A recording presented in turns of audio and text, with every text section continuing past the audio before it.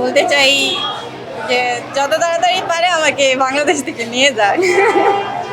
হয়তো 17 pro max থাকবে, এটা 16। আচ্ছা, আসসালামু আলাইকুম। ওয়ালাইকুম আসসালাম। কেমন আছেন আপনি? জি ভালো। জি, দেখতে পাচ্ছি এয়ারপোর্টে এসেছেন। কেন এসেছেন? হাজব্যান্ডকে রিসিভ করার জন্য। হাজবেন্ড কোন দেশে থাকে? ফ্রান্সে। ফ্রান্স। কত বছর যাবত আছে ওখানে? 10। এবার কতদিন পর আসছে? 4 মাস। 4 মাস পর? অল্প সময়ে চলে আসছে। লাস্ট যখন এসেছিল কত দিনের ছুটিতে আসছিল? 3 মান্থস। রিসিভ করতে কে কে আসছেন?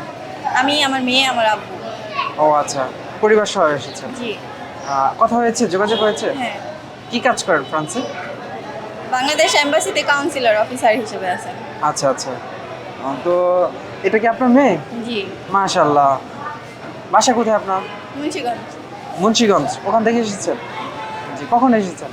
এই কিছুক্ষণ নাই। তো এই যে মেয়েকে নিয়ে আসছেন, ওর বাবার জন্য আসছে, কেমন লাগছে?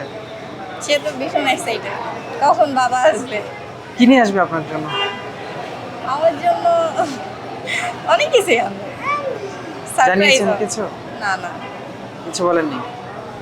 আচ্ছা হয়তো 17 প্রো ম্যাক্স থাকবে, এটা 16। আচ্ছা। তো আপনার হাজবেন্ডকে কোনো কিছু বলতে চান আমাদের মাধ্যমে? বলতে চাই যে যত তাড়াতাড়ি পারে আমাকে বাংলাদেশ থেকে নিয়ে যাক। বাংলাদেশে আর থাকতে চান না? না, কেন থাকতে চান না? ভালো লাগে না। এটা কি হাজবেন্ডের জন্য ভালো লাগে না, নাকি বাংলাদেশকে ভালো লাগে না? দুইটাই। দুইটাই। যেহেতু সামনে ঈদ, উনি কতদিন থাকবেন? 20 দিন। 20 দিন।